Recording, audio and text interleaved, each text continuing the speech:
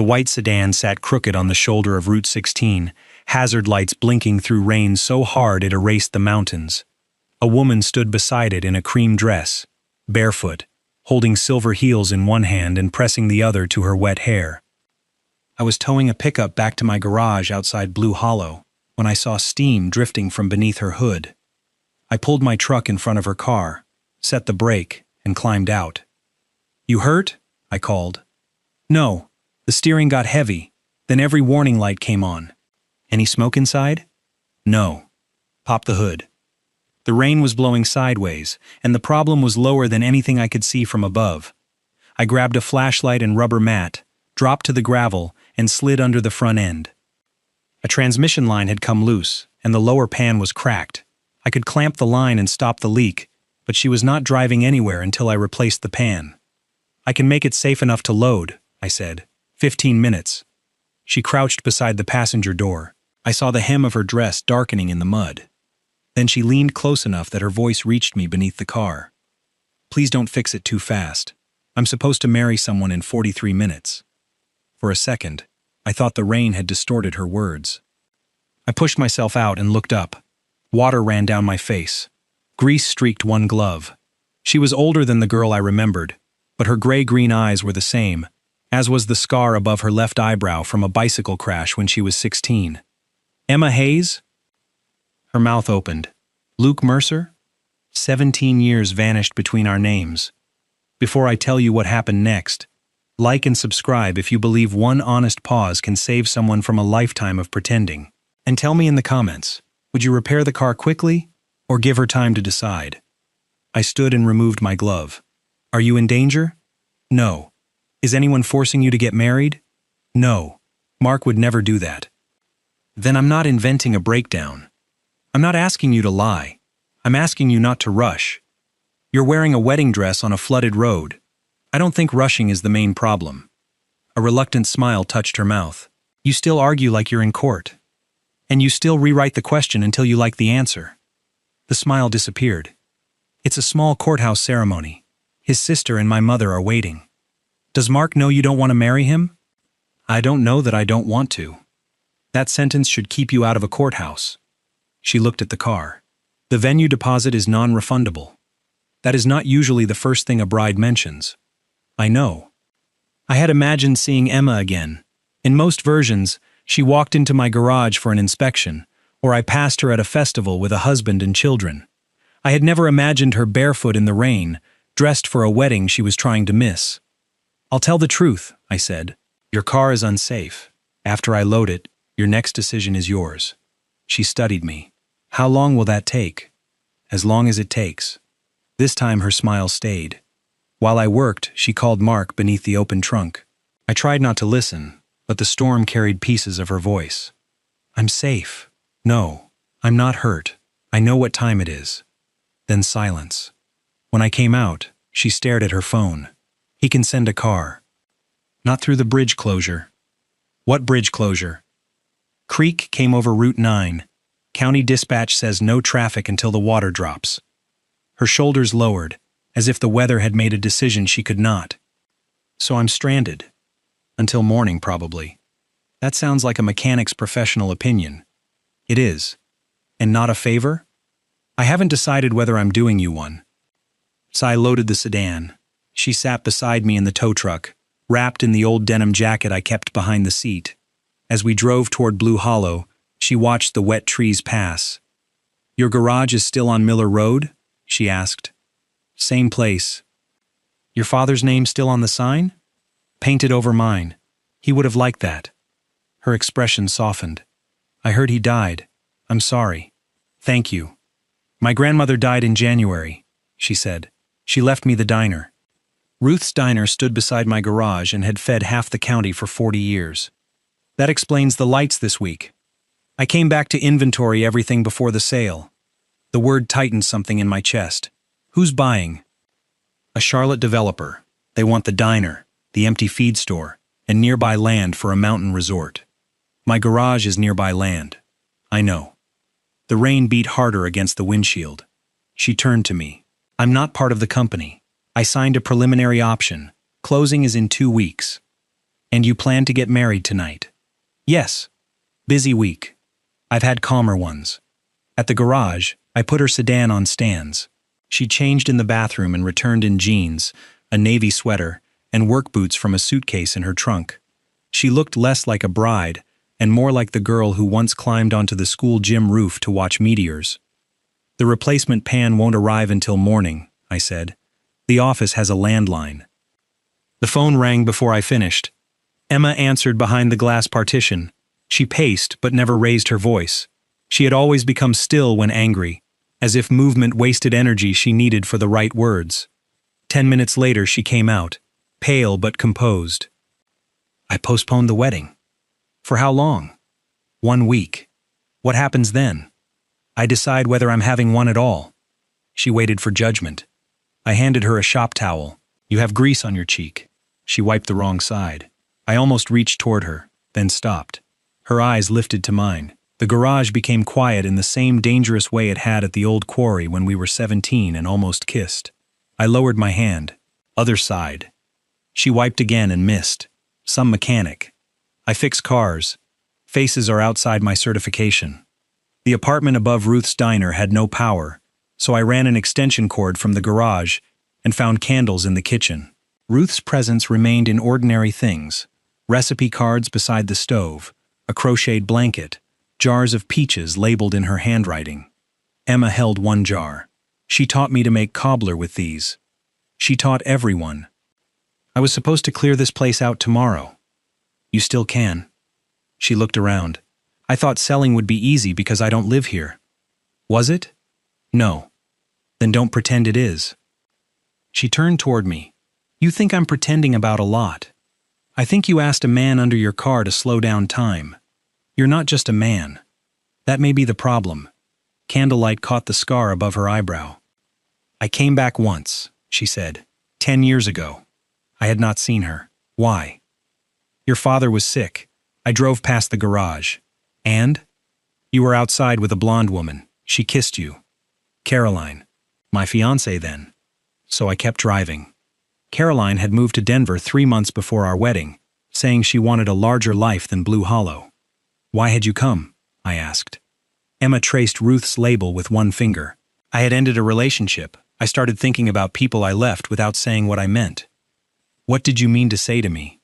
She looked at me, then away. I don't know anymore. It was not the answer I wanted, but it was honest. The next morning, she made peach cobbler on my shop's hot plate while I repaired her car. We ate on overturned buckets near the open bay. Why didn't you leave after Caroline? She asked. My father was dying. The garage was failing. Leaving felt like abandonment. Mark thinks staying here would be abandonment. Of him? Of our apartment, my firm, the promotion they're preparing, all the evidence I made good choices. Do those things prove it? She looked down at her plate. I don't know. By noon, her sedan was ready. She stood with the keys in her hand, staring through the diner window. I have 7 days, she said, to decide about Mark and the sale. You signed. I can withdraw and lose the deposit. Would it ruin you? No. Then call it tuition. For what lesson? That depends on what you choose. Her phone lit with Mark's name. She declined the call, then sent him a message. I need to understand what I'm giving up, she said. I looked at the dusty counter where Ruth once served coffee before sunrise. Start with the lights. We spent that afternoon testing switches and tracing dead circuits. When the main dining room lights finally came on, dust glowed above the booths like pale smoke. Emma stood beneath them with both hands on her hips. It looks smaller than I remember, she said. Most childhood places do. She opened the register drawer and found Ruth's old ledger beneath a stack of faded coupons. The pages were not only sales records. Beside dozens of names, Ruth had written notes. Paid next Friday. Husband in hospital. Kids eat free. Do not ask again. Emma read in silence. My grandmother was terrible at bookkeeping, she said. She was excellent at feeding people. One page listed my father's name during the year his medical bills had nearly closed the garage. Ruth had marked 3 months of breakfasts as settled, though I knew he had never paid them. Emma touched the entry. She never told me. She didn't help people so they would owe her a story. Emma closed the ledger carefully. Then the cooperative can't just be a business plan. It needs a fund for meals, training, and emergency kitchen hours. That sounds less profitable. It sounds more like Ruth. For the first time, I understood that she was not trying to preserve the diner as a museum. She was studying what it had done for people and asking how to make that work survive. The difference mattered. Nostalgia looked backward. Emma's idea looked ahead. For 3 days, Emma cleaned the diner and made lists. She met electricians, contractors, and a banker. She sorted Ruth's recipes into boxes marked keep, copy, and family. I helped after closing the garage, telling myself I was protecting my property from the resort project. That explanation failed whenever she laughed. On Thursday, I found architectural drawings spread across 2 tables. The diner remained a restaurant in front, but the storage room became a rentable commercial kitchen for local bakers and food businesses. Upstairs, the apartment included a small office and meeting room. "You drew this?" I asked. "It could be a cooperative. Breakfast 3 days a week, kitchen rentals the rest. Ruth used to let people sell bread and jam here. That isn't a bad idea. The roof leaks. The wiring is old. My firm expects me Monday. What do they think you want?" "Partner track." "What do you want?" She tapped her pencil. "To design places people can belong to. Instead, I design office towers with imported moss walls." "Very healing," she laughed. "Will you help me price the mechanical work?" "Yes." "And tell me if the plan is foolish. I'll tell you what it costs. Foolish is your specialty." She threw a rolled drawing at me. That evening, she climbed a ladder to inspect a vent while I held the base. "You don't trust me," she said. "I don't trust a ladder Ruth bought during the first Bush administration." "Which Bush?" "That proves my point." She looked down, smiling. "Do you remember the quarry?" "I remember Deputy Sloan chasing us out." Before that, I knew what she meant. We had sat on my truck hood, shoulders touching. She had turned toward me. I had wanted to kiss her, then made a joke because wanting anything that much scared me. "I remember," I said. "Did you ever wonder what would have happened?" "Yes. So did I." She climbed down. When her boots reached the floor, we stood closer than necessary. A car door slammed outside. Mark entered wearing a charcoal coat and carrying an overnight bag. He was tall, controlled, and tired. His first expression when he saw Emma was relief. "Are you okay?" he asked. "Yes. I've been asking for 3 days. I needed space." His eyes moved to me. "Luke Mercer?" I nodded. "Mark Ellison." He shook my hand. "Thank you for helping her." She helped herself. His jaw shifted, but he stayed polite. "That sounds like Emma." She showed him the plans. Concern entered his face. "You want to reopen the diner?" "I'm considering it. Can we talk privately?" I left them and returned to the garage. Through the open bay, I saw them moving past the diner windows. Mark spoke with his hands. Emma folded her arms, then pressed both palms to the counter. He was not a villain who could simplify her choice. He was a man who had driven 3 hours because the woman he loved postponed their wedding. An hour later, Emma entered my garage. "He thinks I'm reacting to grief." "Are you?" "Partly." "Then he is partly right. You could pretend to be on my side." "I am." "That doesn't make every doubt an attack." She picked up a socket and put it down. "He reminded me the development agreement includes your access road." "I know. I didn't understand how much leverage my signature created." "You signed before you came. My attorney summarized it. You decided this town was a problem to close. The words came out harder than I intended." Emma grew still. "That's true. Her agreement disarmed me." "I'm sorry," she continued. "Not the kind of sorry that asks you to make me feel better. I'll correct the clause whether I keep the diner or sell it." "How?" "The developer will remove it if I reduce the sale price. That costs you." "It should." I looked at her. "Mark agreed?" "It isn't Mark's decision." That quiet sentence mattered. She took a breath. "I ended the engagement this morning." The garage seemed to lose sound. "Are you sure?" "No. But I'm certain I shouldn't marry someone while hoping certainty arrives later." "What did he say?" "He asked whether this was about you. I told him it was about me." My pulse climbed. I wanted to cross the distance between us, but 3 days after a postponed wedding was no time to become someone's answer. "What do you need from me?" I asked. Her eyes shone. "Help me prove the diner can work." So I did. Mark remained in Blue Hollow long enough to pack his things and speak with Emma without me nearby. Before leaving the diner that evening, he came into the garage carrying a thick envelope. "The resort option, the title report, and every message from the developer," he said. "She should have all of it." I took the envelope but did not pretend the exchange was comfortable. "You could have sent this." "I could have." He looked through the bay toward the diner. I also wanted to know whether she was choosing something real or only running from me. "And?" "She has drawings, budgets, and 6 people arguing about oven schedules. It looks real." He started toward the door, then stopped. "I asked her to build a life with me," he said. "The mistake was assuming I had already designed it." There was no useful answer to that. "She cares about you," I said. "I know. That's why ending it hurts." He left the envelope on my bench and walked away. I respected him more after that, which was inconvenient. It would have been easier to want Emma if the man she left had deserved humiliation. Instead, he deserved the truth, and so did she. We planned a Sunday open house. Emma called farmers, bakers, and 2 women who sold tamales at the flea market. I repaired the griddle line and water heater. An electrician accepted free oil changes as partial payment. The high school art teacher brought students to repaint Ruth's sign. Late Saturday, Emma and I sat on the diner roof with coffee. The old neon sign hummed below us. "You remember the meteor shower on the school roof?" she asked. "You mean when I named Orion the tall one with the belt? You claimed to know every constellation. I was trying to impress you. It almost worked."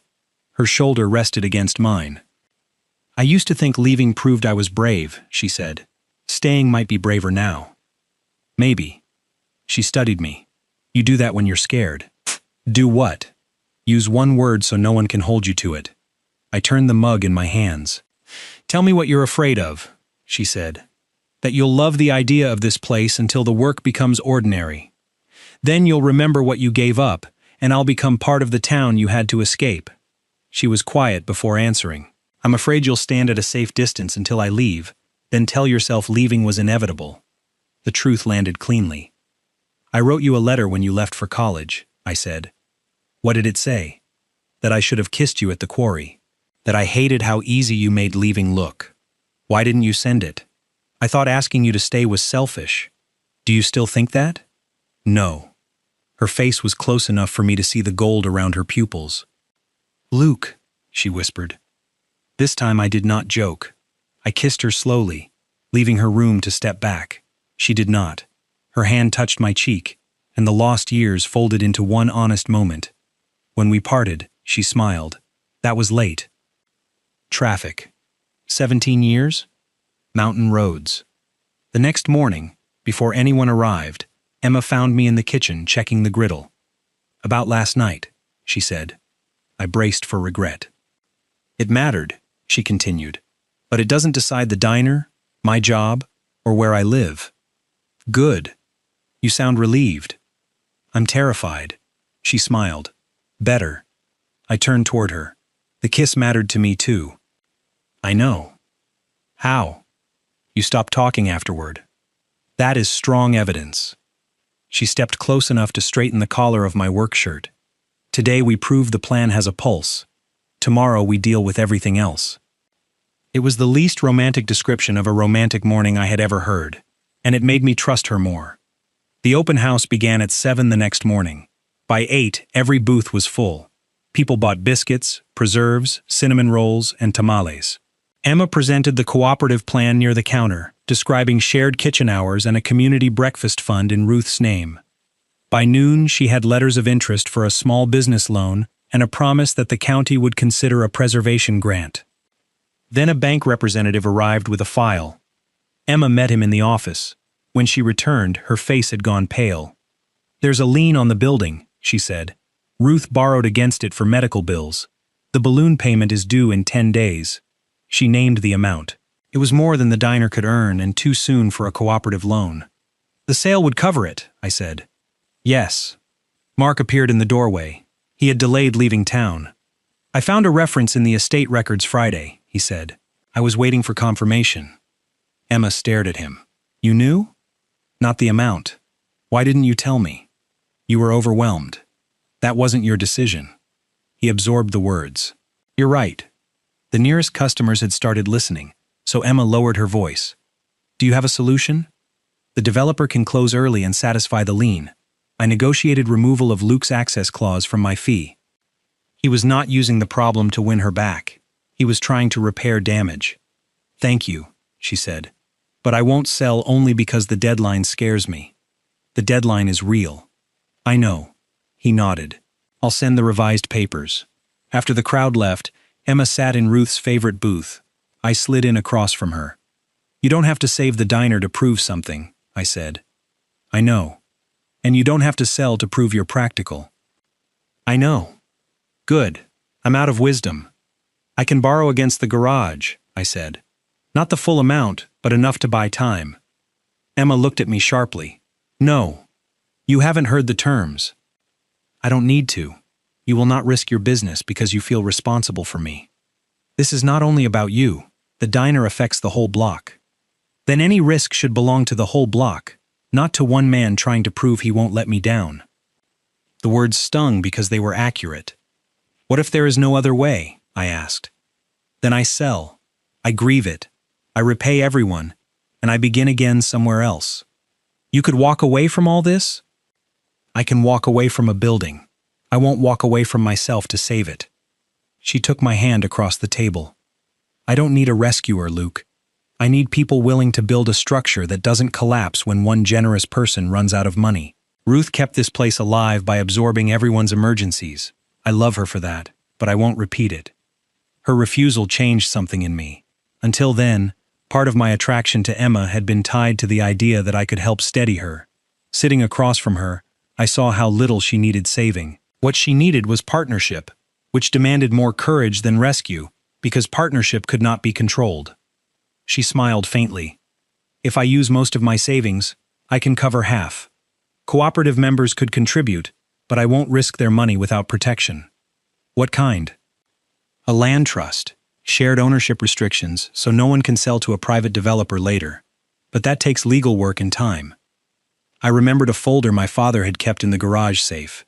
Years earlier, he and Ruth had talked about protecting the shared lot from chain stores. I had dismissed it as one of their schemes. In the safe, beneath tax records, I found a draft agreement for the Blue Hollow Community Land Trust. Ruth had signed. My father had signed. 2 neighboring owners had signed. It had never been filed because one parcel description was incomplete. Emma read the papers twice. This might work, she said, if the county accepts a corrected survey and the current owners ratify it. How fast? With favors, a week. What do you need from me? Your signature and a willingness to place permanent development restrictions on the garage. The restrictions would protect the shared drive, but lower my property's future sale value. My father had been ready to make that choice. I had spent years claiming I preserved his legacy without risking anything to secure it. I need to think, I said. Emma's face changed, though she nodded. Of course. The next 2 days became a race. She found a surveyor, attorney, and every owner named in the old agreement. The bank agreed to consider an extension if the county accepted the trust. Her firm approved a 3-month leave, but required her to make a major Charlotte presentation on the morning of the county hearing. Meanwhile, the papers remained unsigned on my workbench. I told myself I was reviewing consequences. The truth was that signing meant believing Emma's plan would last. Believing meant trusting her. Trusting meant giving her the power to leave me in a way Caroline never had. Because I had never loved Caroline with the reckless clarity I was beginning to feel for Emma. On Tuesday evening, Emma entered the garage holding the agreement. The survey is finished. The hearing is Thursday at 10. I need your answer by tomorrow. I know. You've been thinking for 2 days. It affects everything I own. And my preliminary contract affected you, but I corrected it immediately. That isn't fair. No.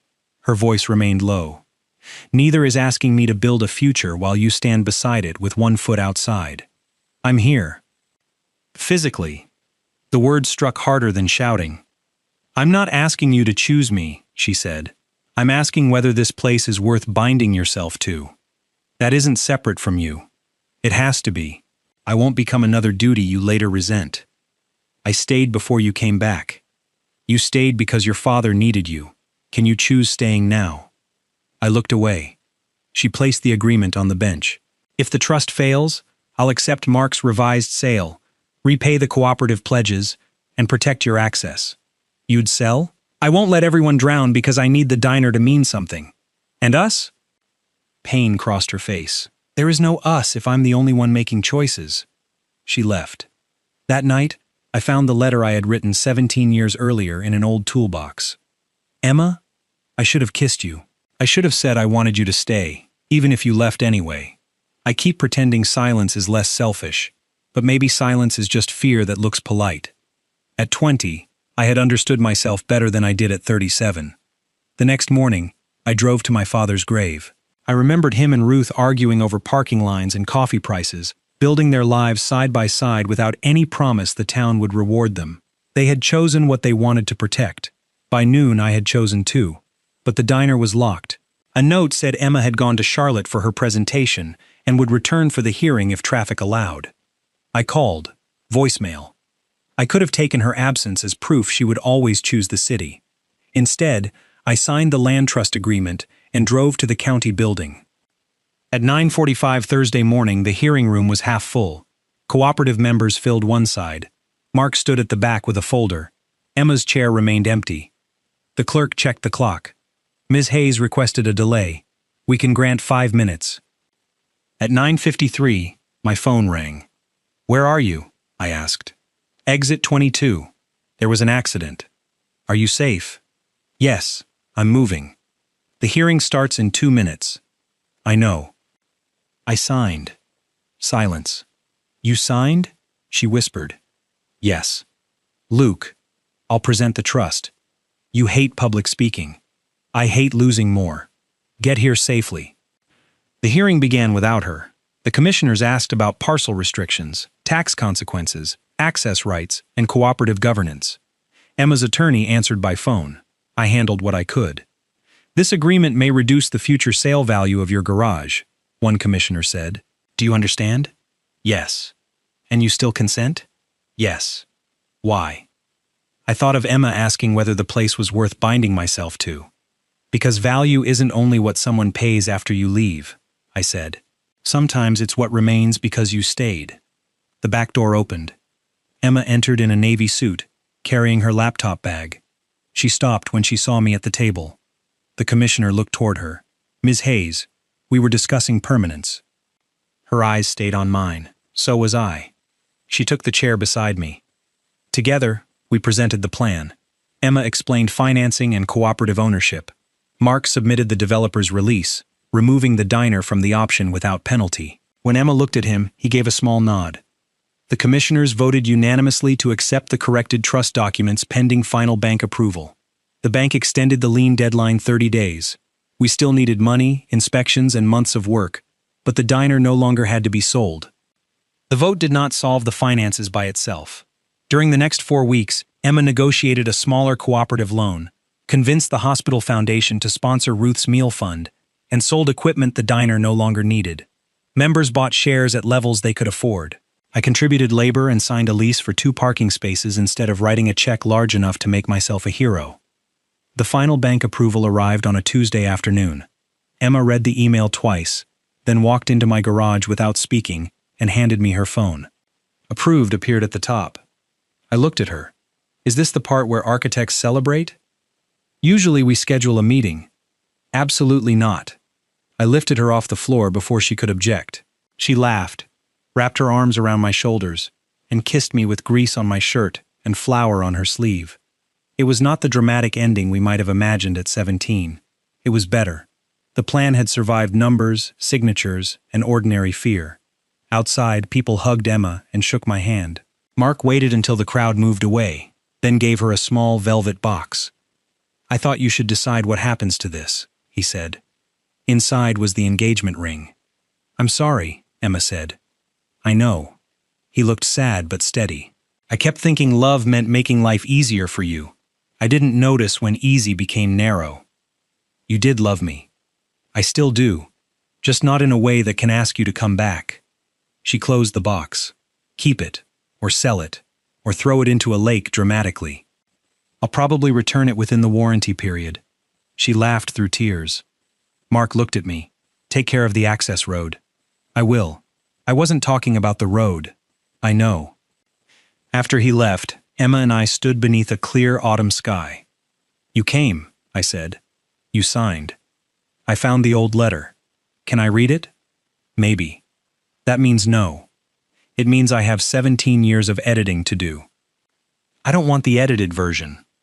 I looked at the woman who had walked away from a wedding, challenged a bank, built a cooperative, and raced back because she had chosen a life instead of escaping one.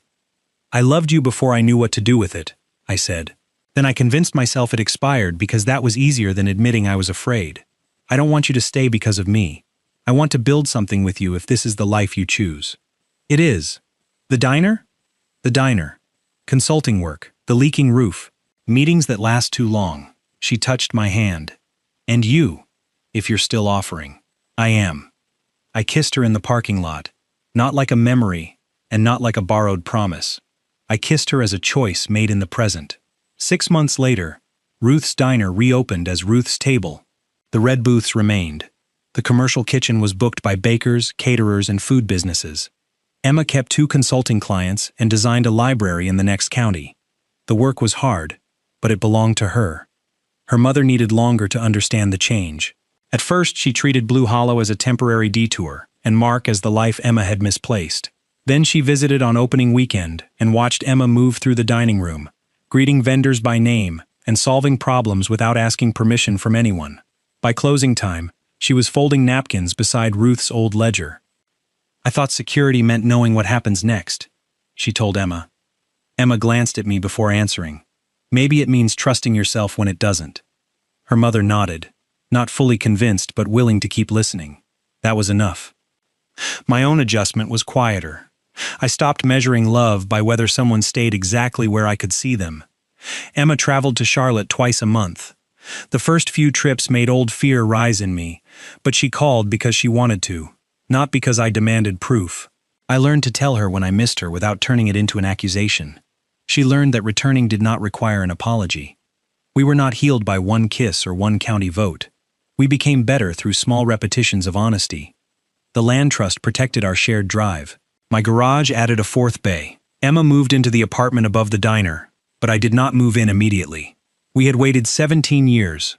We could afford to do the next part honestly. We argued about schedules, money, and whether antique light fixtures were historic or electrical hazards. We learned that choosing each other once did not remove the need to choose each other again. On the first warm evening of spring, Emma drove her white sedan into Bay 2 and shut off the engine. What happened? I asked. It makes a strange sound. What kind? A lonely sound. That isn't mechanical terminology. It should be. I opened the hood. Nothing was wrong. She started the engine, and it ran perfectly. I walked to her window. Your car is fine. She leaned closer and whispered. Then maybe you should slide under it and take another look. You broke down on purpose? No, but I brought dinner, and I hoped the mechanic might close early. That depends. On what? Are you supposed to marry someone in 43 minutes? Her smile softened. No, but if you take your time, I'm not going anywhere. I closed the hood, locked the garage, and took her hand. The first time Emma asked me to delay a repair, I thought she was avoiding one decision. What I never saw coming was that she was finally making one. She did not need me to rescue her from a wedding. She needed one honest moment long enough to hear her own voice. And I needed the courage to answer with mine. Some love stories begin when 2 people meet. Others begin when both people stop hiding behind the lives they were expected to live. If you believe love should be a mutual choice rather than a managed obligation, share this story and tell me. What would you change if the right person reminded you to listen to yourself?